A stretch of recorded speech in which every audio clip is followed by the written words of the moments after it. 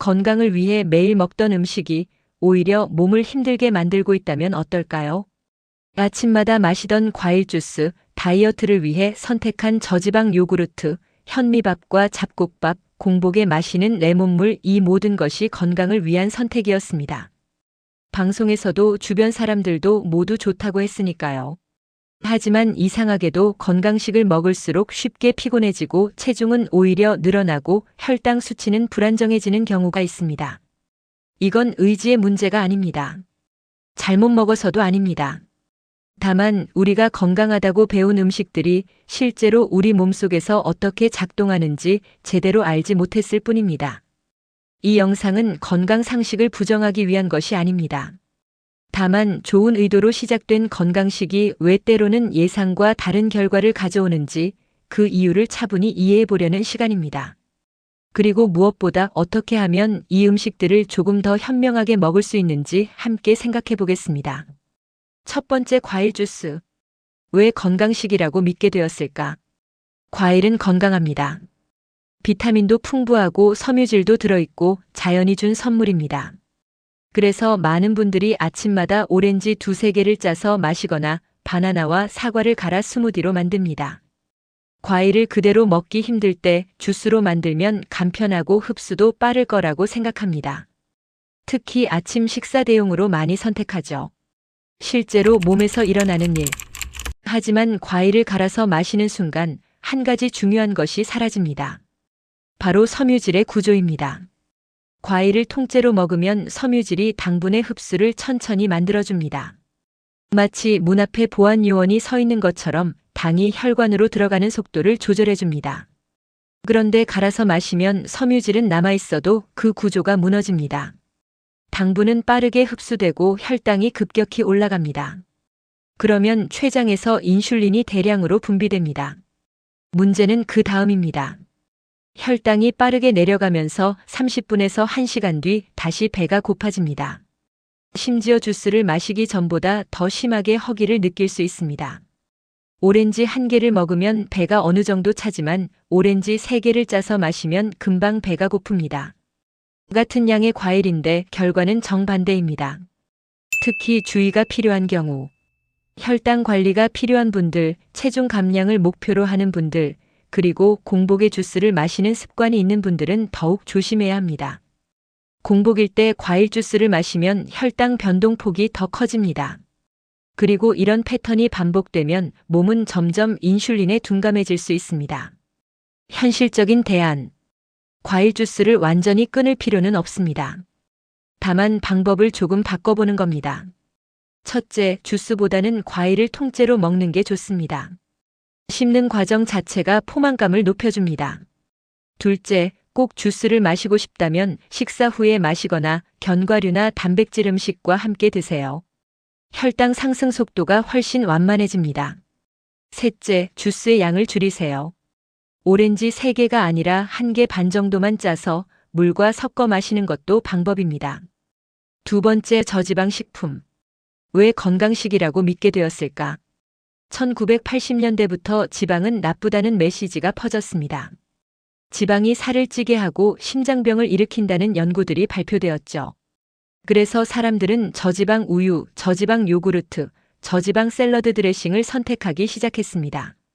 지방이 적으면 칼로리도 낮고 건강에 좋을 거라고 생각했습니다. 실제로 몸에서 일어나는 일. 하지만 식품에서 지방을 빼면 맛이 없어집니다. 그래서 제조사는 무언가로 그 자리를 채워야 합니다. 대부분의 경우 그 자리를 채우는 건 설탕이나 전분입니다.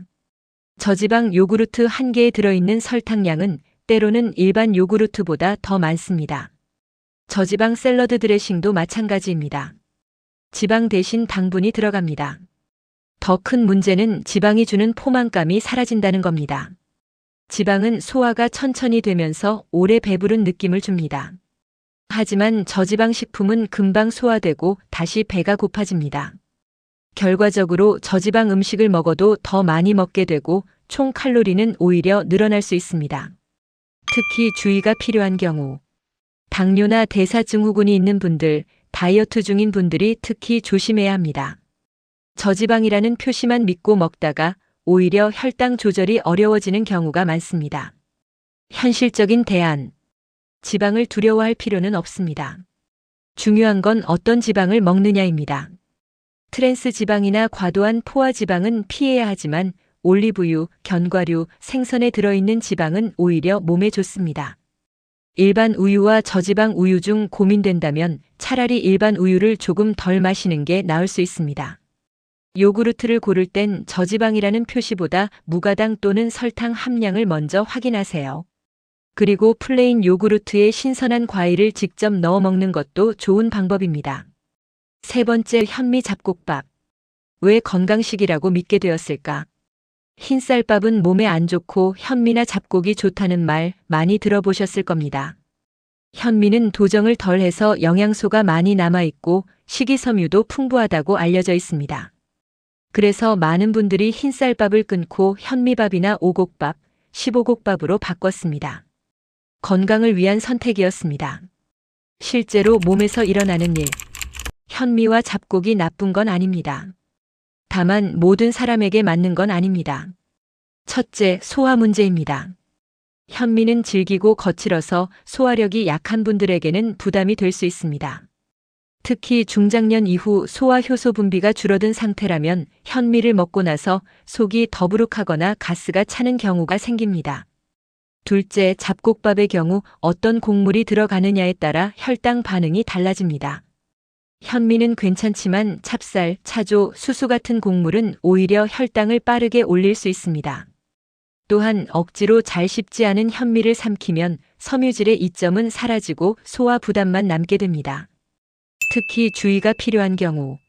소화기가 약한 분들, 역류성 식도염이나 위염이 있는 분들, 그리고 과민성 대장증후군이 있는 분들은 현미나 거친 잡곡이 오히려 증상을 악화시킬 수 있습니다.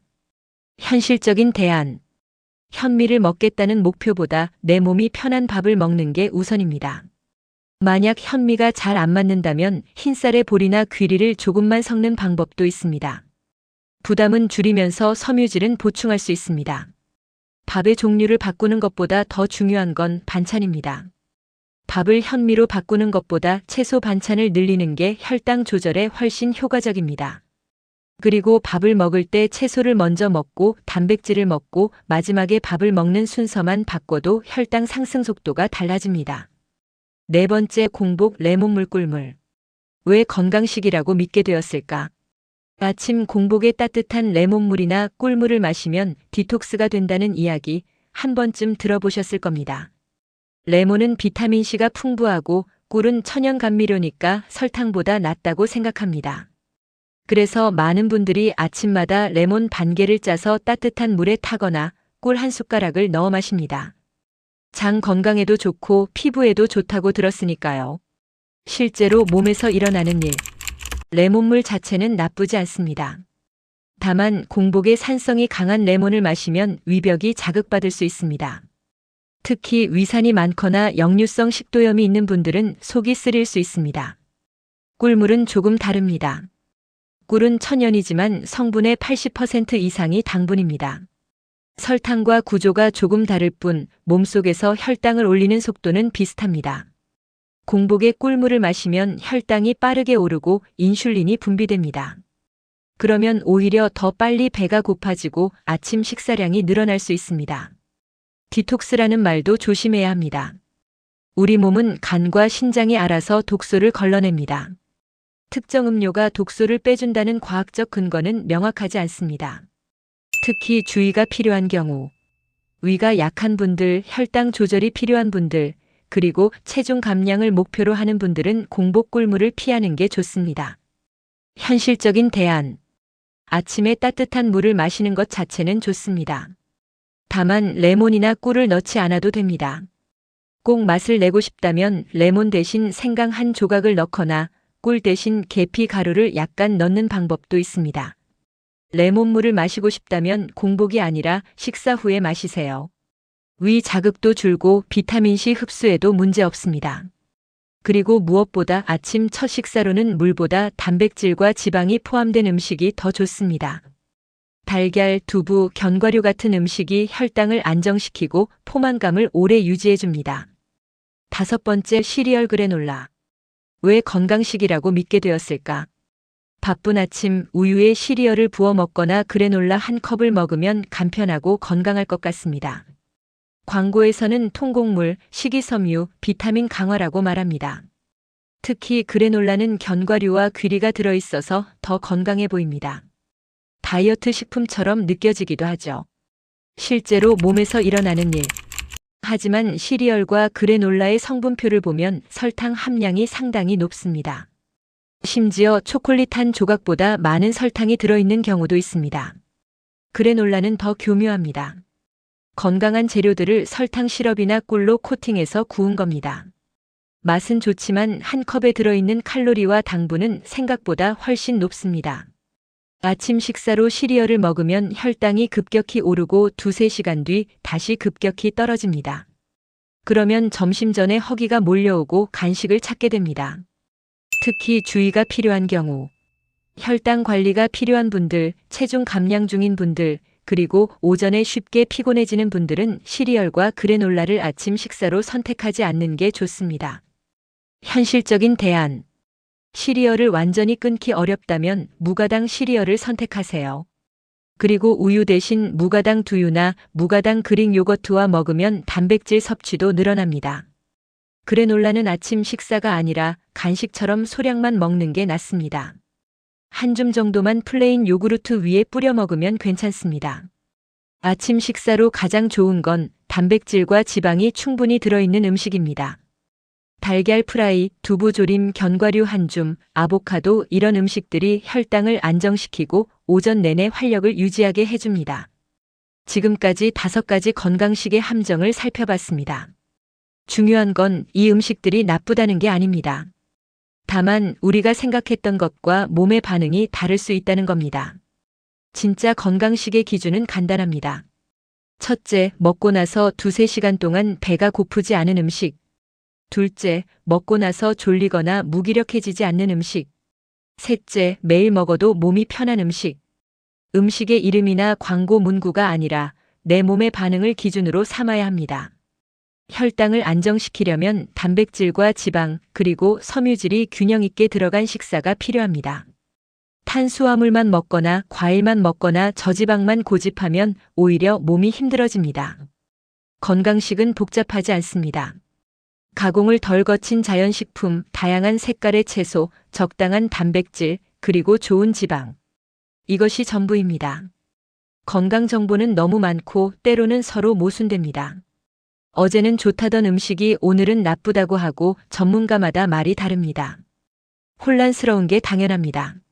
하지만 한 가지는 분명합니다. 내 몸이 가장 정확한 신호를 보낸다는 것입니다. 건강식을 먹었는데 오히려 피곤하다면 그건 내 몸이 보내는 메시지입니다.